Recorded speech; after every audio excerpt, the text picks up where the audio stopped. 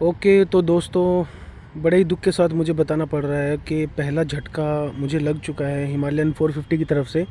और इस कंपनी ने मुझे दिया है पहला झटका। किस तरीके से और क्या हुआ है मेरे साथ वो मैं आपको बताता हूँ अभी। मैंने इतनी महंगी बाइक ये परचेज़ की, 4 लाख रुपए मैंने इनको पे किए, आप सोच सकते हो। और विदिन 15 डेज़ टू 20 डेज़, 15 भी मैंने ज़्यादा बोल दी, शायद 10 दिन के अंदर अंदर मैं इसको अपनी पहली ट्रिप पे लेके गया। और वो मैं गया चैल, हिमाचल प्रदेश में एक जगह है। और वहाँ जाकर मुझे क्या पता चला कि बहुत टाइम तक तो मुझे पता ही नहीं चला कि इसके जो स्पोक्स हैं पीछे टायर के, वो टूट के गिर चुके हैं। मतलब लिटरली 2 स्पोक टूट के गिर चुके हैं इसके। और मुझे इसके बारे में कुछ पता भी नहीं है, क्योंकि मैं ऑब्वियसली ये तो वो करूँगा नहीं कि भाई ऐसा भी कुछ हो सकता है इतनी बड़ी बाइक के साथ। तो ये तो मैं दूर दूर तक नहीं सोच सकता था कि इतना कुछ हो जाएगा। और स्पोक्स की जो बाइक है वो सबसे पहले मैंने इसी को परचेज़ किया। इससे पहले सभी बाइक्स मेरे पास एलॉय व्हील्स वाली ही थी। तो मुझे स्पोक व्हील्स के बारे में कुछ पता भी नहीं था और मुझे लगा कि काफ़ी मजबूत होगा, क्योंकि ये एडवेंचर टूरर बाइक है तो इसका तो कोई मतलब ही नहीं है कुछ ऐसा हो जाए। पर मैं आपको बता दूं कि इसके 2 स्पोक्स निकल के गिर गए और मुझे पता तक नहीं है। और 2 लूज़ हो गए, मतलब उनके जो ये नट बोल्ट होते हैं, मैं आपको थोड़ा दिखा सकूँ। ये देखिए, ये आपको दिख रहा होगा।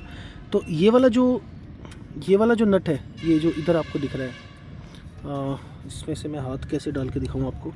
ये जो आप देख रहे हो, ये वाला, ये मैंने दूसरा लगाया हुआ है इसमें। इसके ओरिजिनल लेफ़्ट साइड में आपको दिख रहे होंगे। ये जुगाड़ करके मैंने 2 जो ढीले हैं, लूज़ है, उस पर मैंने लगाया ताकि कुछ तो मैं इसको चलाने लायक बन सकूं। इसकी अलाइनमेंट आउट हो चुकी है, ब्रेकिंग बिल्कुल ख़राब हो चुकी है। और गियर लगाता हूं तो इतने स्मूथ गियर थे, लेकिन ऐसा लगता है कि अब टूट जाएगा। कटक से आवाज़ आती है बहुत तेज़, फर्स्ट गियर में, सेकंड गियर में। तो भाई मैं तो बहुत परेशान हुआ ये चीज़ देख के, और मेरा तो मन ही ख़राब हो गया है। मतलब रॉयल एनफील्ड से और इस बाइक से, मतलब इतना खुश होकर मैंने इसको लिया था, और इतनी बड़ी चूक।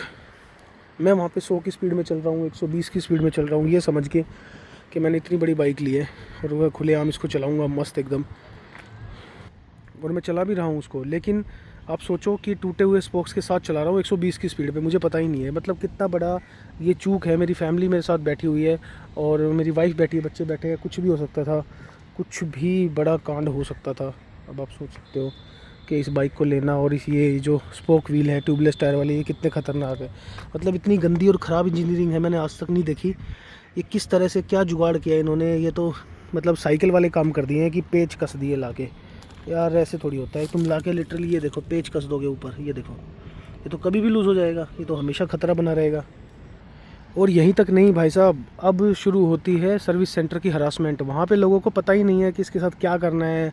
ये बाइक ही वहाँ पहुँच जाती है तो ऐसा लगता है पता नहीं क्या आ गया है। तो उनको देख के कॉन्फिडेंस ही नहीं आता कि भाई क्या कर देंगे, इसको ठीक भी कर देंगे, इसका एक पुर्जा भी मिल जाएगा क्या। यहाँ पे ऐसा होता ही नहीं है। मतलब कमाल की बात है यार, कॉन्फिडेंस ही नहीं आता कि ये इसका कुछ कर देंगे, इनका इस बाइक का कुछ आता होगा इनको। तो मतलब उसके बाद उन्होंने मेरे को 20 से 25 दिन लगातार हरासमेंट करी कि आ जा रहा है, कल आ रहा है, गलत पार्ट नंबर लग गया है, अब कैंसिल हो गया है। मैंने उनको कंज्यूमर कोर्ट जाने तक की भी धमकी दी, लेकिन मतलब इतने बेशरम, इतने बेकार सर्विस सेंटर, और उनको कुछ आता नहीं। और 25 दिन हो गए आज मुझे इसको घर पे लेके बैठा हुआ हूँ मैं, बस ऐसे ही 5 की 10 की स्पीड में चलाने की कोशिश करता हूँ, उसमें से भी आवाज़ आती है। आज मतलब 25 दिन हो गए हैं और मैं सेम हरासमेंट। और आप सोच सकते हो कि लिए हुए मुझे 5 से 10 दिन हुए हैं और कितना ज़्यादा मैं परेशान हूँ इस बाइक को लेके, आप सोच नहीं सकते हो। इसमें से आवाज़ आ रही है बहुत तेज़। इसका जो ये जो प्लेट है, ये थोड़ी दूर चलते ही बहुत तेज़ गर्म हो जाती है, आगे वाली नहीं होती है। कमाल है यार, स्पोक्स टूट के गिर गए बताओ, और आगे नहीं गिरेंगे। इसका क्या वो मतलब क्या कारनामा बनाया इन्होंने, ये मैं आपको बता भी नहीं सकता। अभी आपको दिखाता हूँ कि कौन से गायब है। ये देखो, अभी मैं आपको दिखाता हूँ। ये देखिए, इसके बीच में ना एक और है ये, मतलब ये जो 2 आपको दिख रहे हैं, ये देखो छेद दिख रहा होगा छोटा सा आपको इसमें। तो इसके बीच में ये एक है, ये गायब है, ऐसे ही एक आगे गायब है। कमाल है यार, कमाल है।